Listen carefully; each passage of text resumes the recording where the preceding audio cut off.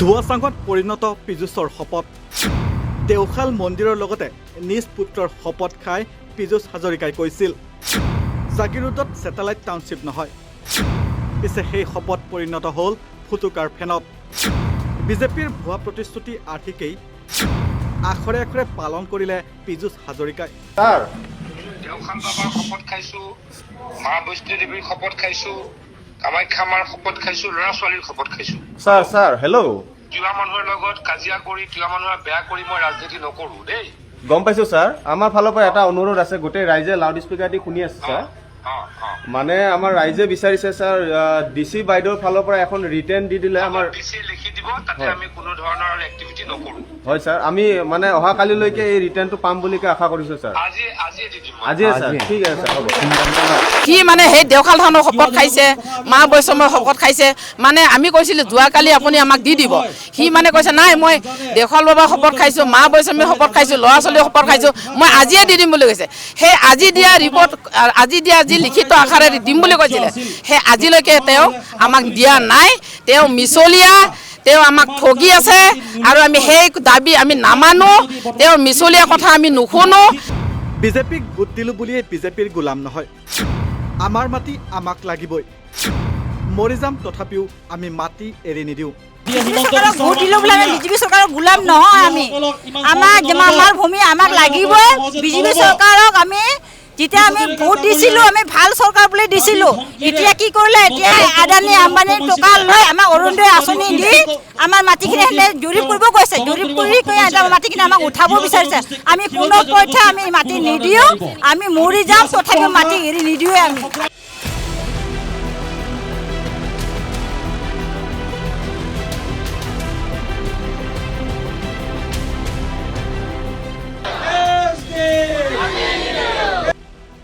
বহিৰাগতক বৰপীৰা খিলঞ্জীয়াক মাহিয়াৰ দৃষ্টি বিহাৰীক নহয় বাংলাদেশীকো নহয় খিলঞ্জীয়াৰ ওপৰতহে বাৰে প্ৰতি অত্যাচাৰ কিয় হিমন্ত চৰকাৰৰ খিলঞ্জীয়াৰ ভূমিৰ অধিকাৰ কাঢ়ি বহিৰাগতক গোটাই দিয়াই যেন এইখন চৰকাৰৰ মূল কাম হৈ পৰিছে যাৰ বাবে গুৱাহাটীৰ চচলৰ ধৰ্ণাস্থলীত প্ৰতিবাদত নামিল ভূমি অধিকাৰ যৌথ সংগ্ৰাম সমিতি অসম সদৌতীয় ছাত্ৰ সন্থা নিখিল ৰাভা জাতীয় পৰিষদ আৰু বৰদুৱাৰ বাগান ভূমিপট্টাৰ দাবী সমিতিৰ লোক এই অৱস্থান ধৰ্মঘট কাৰ্যসূচীৰ মূল দাবীসমূহ আছিল তিৱা স্বায়ত্তশাসিত পৰিষদ আৰু ৰাভা হাছং স্বায়ত্তশাসিত পৰিষদৰ এলেকাত ছেটেলাইট টাউনশ্বিপ প্ৰকল্প স্থায়ীভাৱে বাতিল কৰাৰ লগতে বৃহৎ নদীবান্ধ পাম ষ্টৰেজকে ধৰি যিকোনো তথাকথিত উন্নয়নৰ অচিলাত খিলঞ্জীয়া জনজাতীয় আৰু খাটিখোৱা ৰাজ্যৰ ভূমি হস্তগত কৰা প্ৰক্ৰিয়া বন্ধ কৰা এই প্ৰতিবাদী কাৰ্যসূচীত অংশগ্ৰহণ কৰে অসম বিধানসভাৰ প্ৰাক্তন বিৰোধী দলপতি তথা নাজিৰা সমষ্টিৰ প্ৰাক্তন বিধায়ক দেৱব্ৰত শইকীয়া অসম জাতীয় পৰিষদৰ সভাপতি লুৰিণজ্যোতি গগৈ আৰু অল পাৰ্টি হিল লিডাৰ্ছ কনফাৰেন্সৰ নেতা বিক্ৰম হানছে তেখেতসকলৰ লগতে অসমৰ বিভিন্ন প্ৰান্তত ভূমি অধিকাৰৰ হকে চলি থকা সংগ্ৰামৰ সৈতে জড়িত প্ৰতিনিধিবৰ্গ আৰু খিলঞ্জীয়া জনজাতীয় ৰাজ্যও এই ধৰ্মঘটত সক্ৰিয়ভাৱে অংশ লয় কাৰ্যসূচীৰ অন্তত এখন স্মাৰকপত্ৰ অৰ্পণ কৰি ছেটেলাইট টাউনশ্বিপ প্ৰকল্প বাতিল কৰাৰ লগতে উন্নয়নৰ নামত জনজাতীয় ৰাইজৰ ভূমি কাহিনীয়া কাৰ্য বন্ধ কৰিবলৈ চৰকাৰক দৃঢ়তাৰে দাবী জনোৱা হয় হিমন্ত বিশ্ব শৰ্মাৰ ৰাজ্যত আচলতে চলিছে কি নাইবা হিমন্ত বিশ্ব শৰ্মাৰ ৰাজ্যতে খিলঞ্জীয়াৰ ওপৰত কেনেধৰণৰ বৰ্বৰতা দেখুওৱা হিমন্ত বিশ্ব শৰ্মাই কি ৰূপ ধাৰণ কৰিছে এই পৰ্যন্তলৈকে যিহেতু খিলঞ্জীয়াৰ ওপৰত যেনেধৰণৰ অত্যাচাৰ চলিছে তাৰ আজি যেন স্বতঃস্ফূৰ্তভাৱে এই ছবি ফুটি উঠিছে কিয়নো মোৰ পিছফালে যিসকল লোক দেখিছে এইসকল কোনো বিহাৰী নহয় কোনো বাংলাদেশী নহয় এইসকল হৈছে ভূমিপুত্ৰ খিলঞ্জীয়া লোক আৰু এই খিলঞ্জীয়া লোকে আজি এনেধৰণৰ চচলত ধৰ্ণাস্থলীত আজি এনেধৰণৰ আহি প্ৰতিবাদ সাব্যস্ত কৰিছে কিয়নো বিগত সোমবাৰৰ দিনটোতো তেখেতসকলে যিহেতু প্ৰতিবাদ কৰিছিলে কিয়নো যিহেতু জাগিৰোডৰ যি হিন্দীখৰ অঞ্চল আছে সেই হিন্দীখৰ অঞ্চলত ছেটেলাইট টাউনশ্বিপ নিৰ্মাণ কৰাৰ যি পন্থা হাতত লৈছে এখন বিজেপি চৰকাৰে তাৰ বিৰোধিতাৰে আজি একাংশ খিলঞ্জীয়া লোক নাইবা ইয়াৰ যি ভূমিপুত্ৰ আছে তেখেতসকলে এনেধৰণৰ ওলাই আহিছে কিয়নো তেখেতসকল কোনো বাংলাদেশী নহয় নাইবা কোনো ধৰণৰ বিহাৰী নহয় এইসকল হৈছে ভূমিপুত্ৰ খিলঞ্জীয়া আৰু এই খিলঞ্জীয়াই যিহেতু নিজৰ অধিকাৰ বিচাৰি আজি এনেধৰণৰ প্ৰতিবাদ সাব্যস্ত কৰি আহিছে বাৰে প্ৰতি এনেধৰণৰ প্ৰতিবাদ কৰিছিল তাৰপিছতো যেন কোনো ধৰণৰ ফল নাপালে নাইবা কোনো ধৰণৰ সমস্যাৰ সমাধান নকৰিলে ওলোটাই এইসকলক দুখৰ বোজাহে যেন এক প্ৰকাৰৰ গোটাই দিয়া দেখা পোৱা গৈছে। এনেধৰণৰ যিসকল খিলঞ্জীয়া লোকক আমি পোনপটীয়াভাৱে আপোনালোকক দেখাই আছোঁ, যিহেতু আজি চচলত এনেধৰণৰ ধৰ্ণাস্থলী আছে। এই ধৰ্ণাস্থলীত আজি একাংশ যিসকল খিলঞ্জীয়া লোক আছে, ভূমিপুত্ৰ আছে, তেখেতসকলে এনেধৰণৰ প্ৰতিবাদ সাব্যস্ত কৰিছে। আমি তেখেতসকলৰ ওচৰলৈ যাবলৈ বিচাৰিম। সমগ্ৰ অসমবাসীয়ে গম পাইছে যে পীযুষ হাজৰিকা বা হিমন্ত বিশ্ব শৰ্মা ডাঙৰীয়াই অসমীয়া জনগণৰ হৈ কাম নকৰে। তেখেতসকলে নাগপুৰ আৰু দিল্লীৰ ডিক্টেশ্যন মতে আমাৰ মাটি ধ্বংস কৰা কামত ব্ৰতী হৈছে। আদানী আম্বানীৰ কাৰণে সিহঁতি কাম কৰে। এই ভুৱা কথাষাৰ যে তেখেতসকলে অসমীয়া জনগণৰ কাম কৰে, এই কথাষাৰ ৰাইজে বুজি পোৱা উচিত।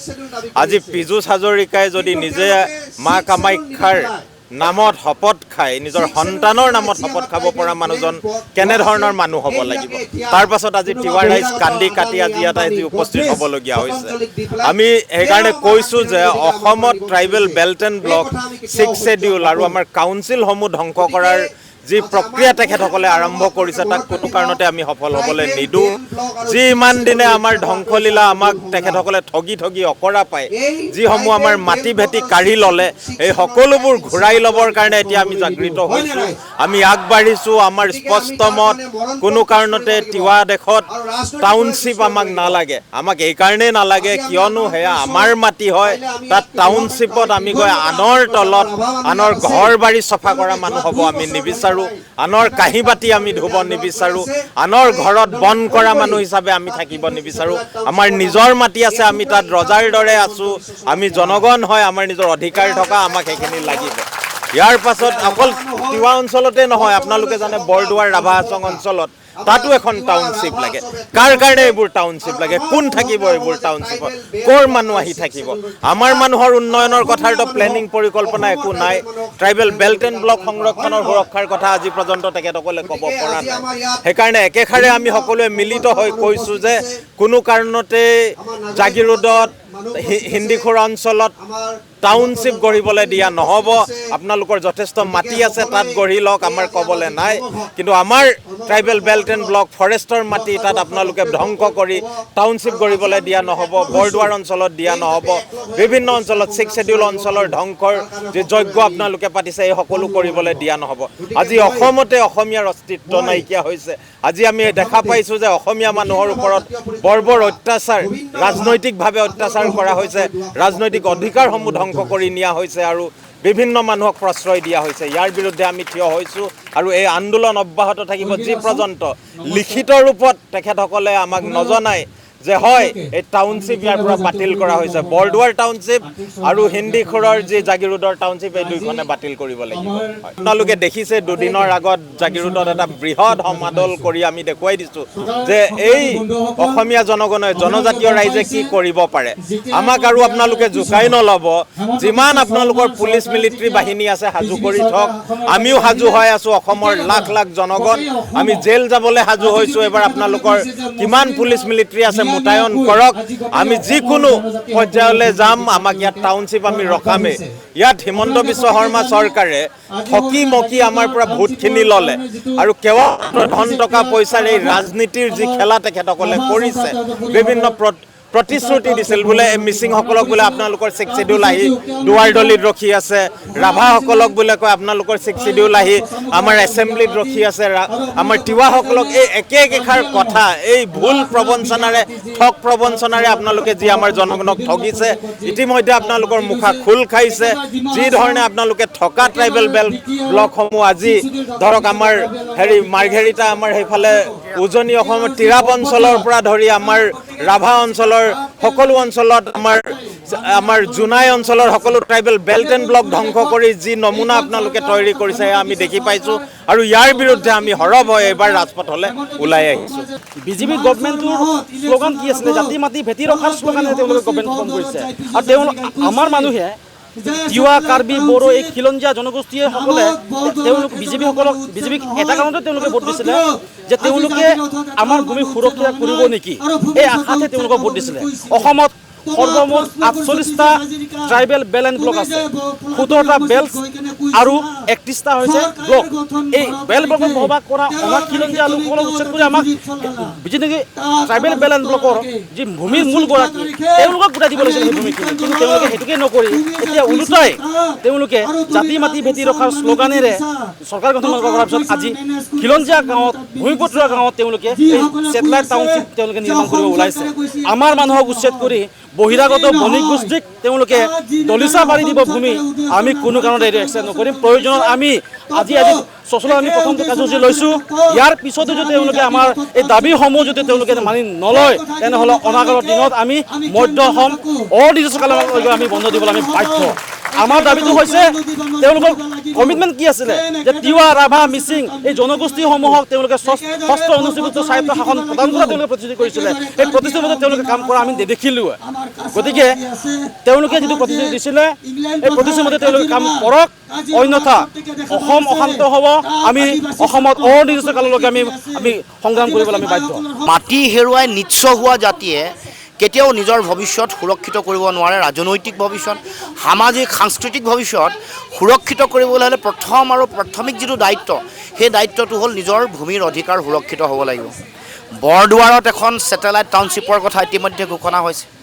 তিৱা স্বায়ত্তশাসিত পৰিষদৰ যিটো অঞ্চলত গোভা ৰজাৰ ঐতিহ্যৰ লগত জড়িত হৈ থকা অঞ্চলত 1500 বিঘা মাটি ইতিমধ্যে টাউনশ্বিপ তেওঁলোকে প্ৰকল্প এটা প্ৰস্তুত কৰিবৰ কাৰণে বা গঢ়ি তুলিবৰ কাৰণে ইতিমধ্যে সিদ্ধান্ত গ্ৰহণ কৰিছে।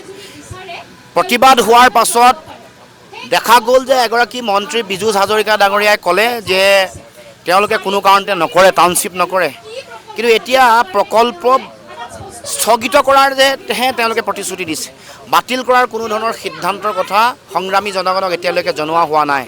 গতিকে এই গোটেই কথাটোৰ লগত আগতে আমি যিটো কথা কৈ আছিলোঁ, মানে এদেও দুদেও লোটা নিয়াৰ যিটো চেও, সেই চেওটো তেওঁলোকৰ আছে আৰু সেইকাৰণে জনগণে এই কথা গভীৰভাৱে উপলব্ধি কৰিব লাগিব।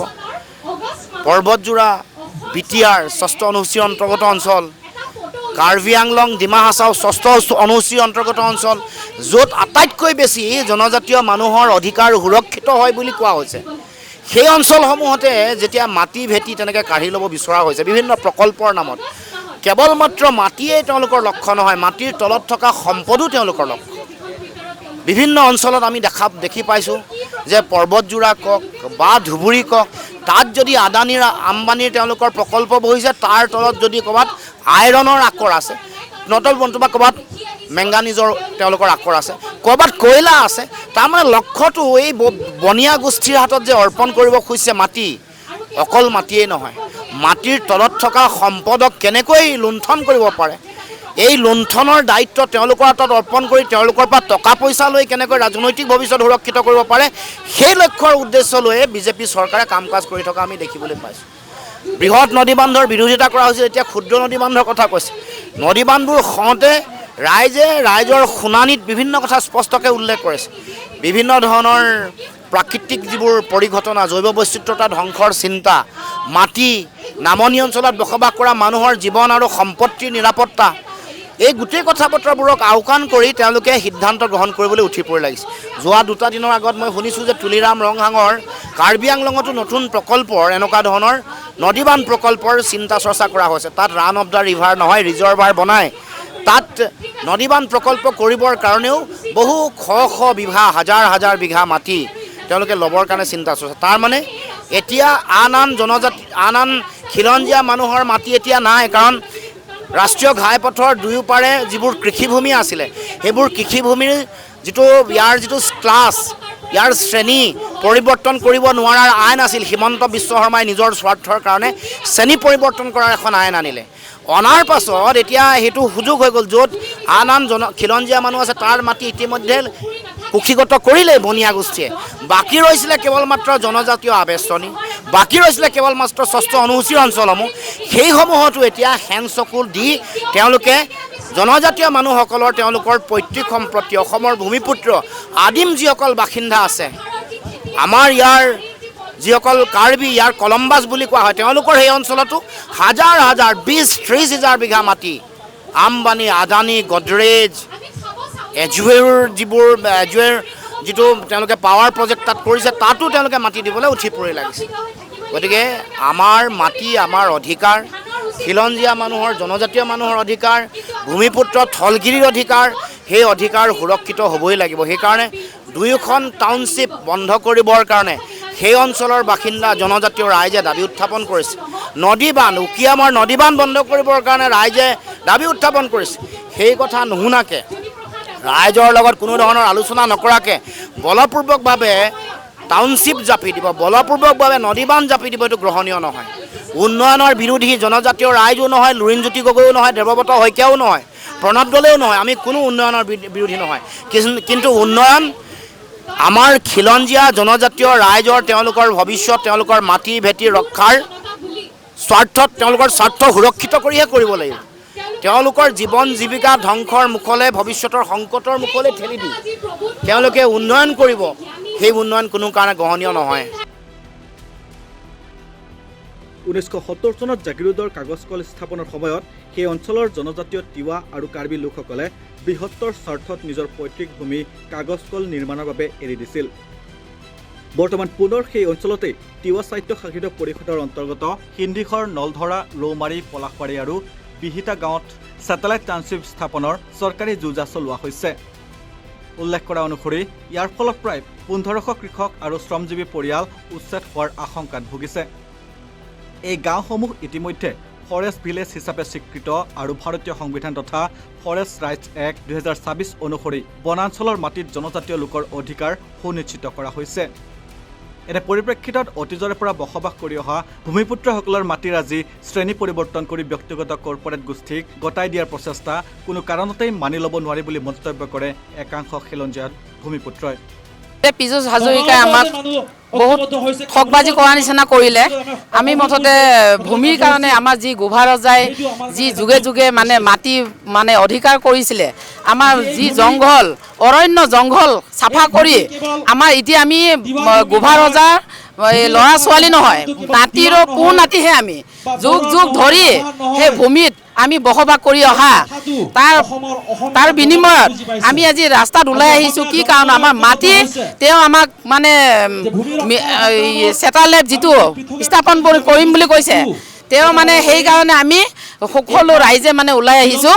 আমি মানে এই কি বুলি কয় টাউনশ্বিপ ছেটেলাইট আমাক কোনো দিন আমাক নালাগে, আমি তেজ দিম, মাটি নিদিওঁ, আমাৰ ইটোৱে অহংকাৰ থাকিব। আৰু এই লিখিত আকাৰৰ আৰু এটা কথাই পীযুষে কৈছিলে, পীযুষ ডাঙৰীয়াই, যে এই আমি যেতিয়া মানে প্ৰতিবাদ কৰা দেখাৰ পিছতে মানে সি মানে এদিন কোনদিনা আছিলে মানে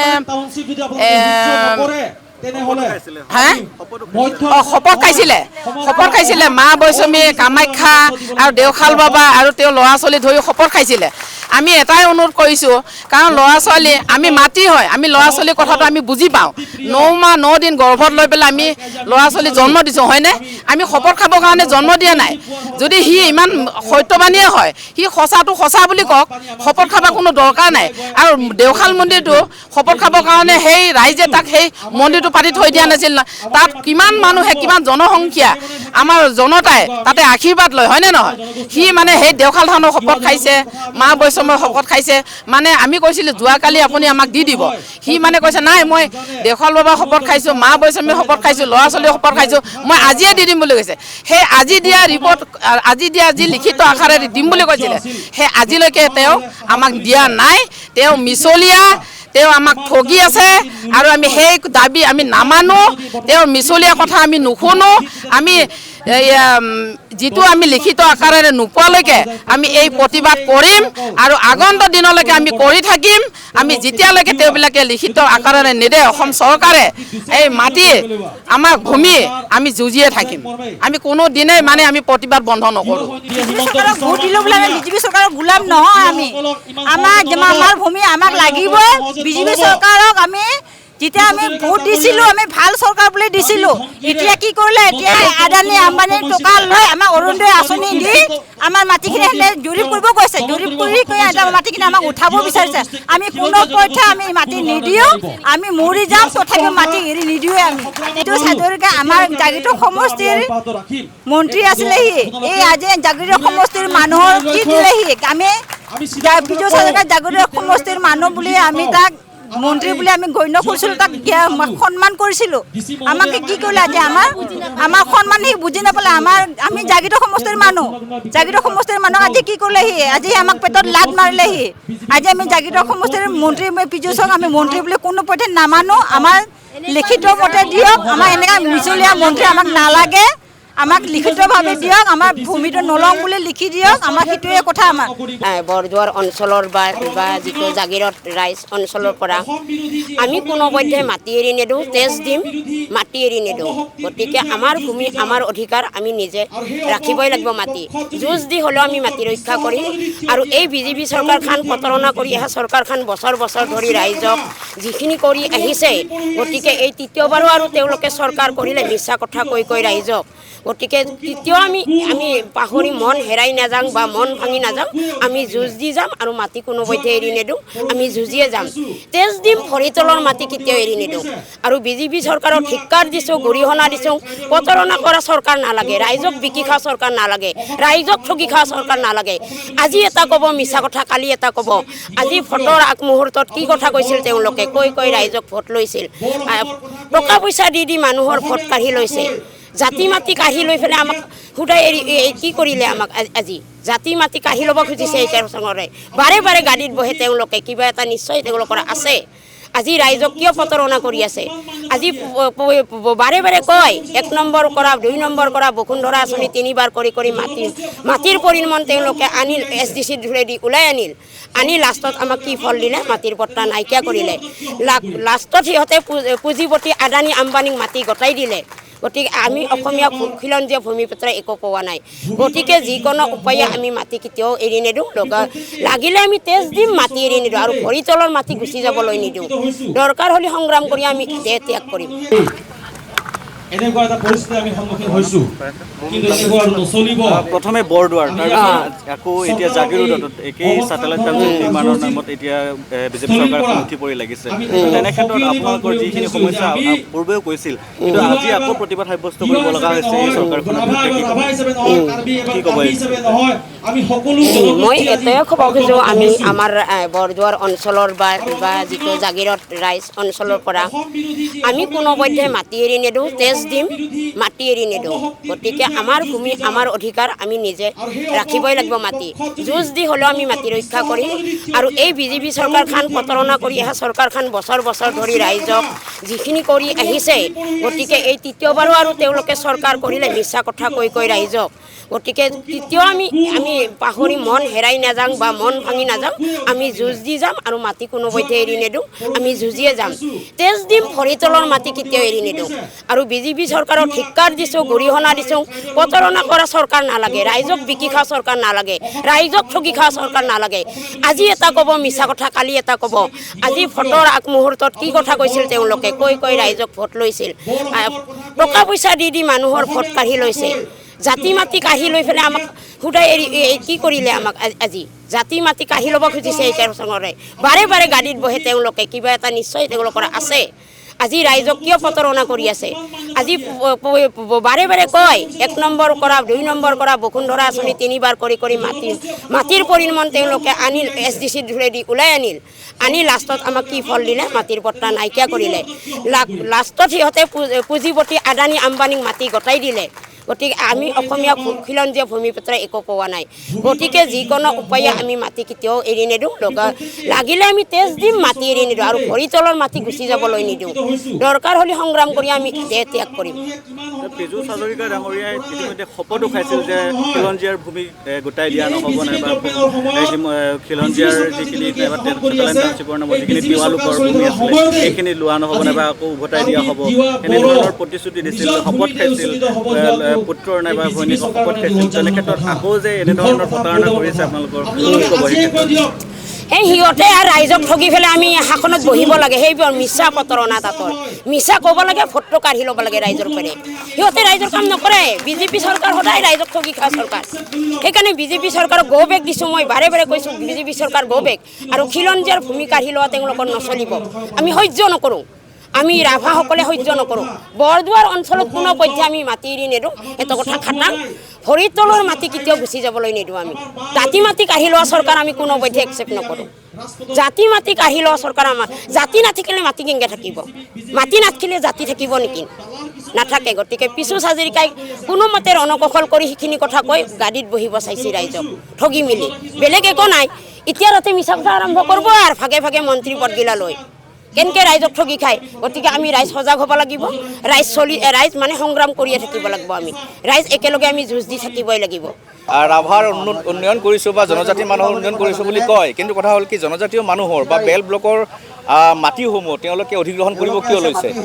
আজি ৰাভা জনগোষ্ঠীয়ে 6 শিডিউল বিচাৰি আছে।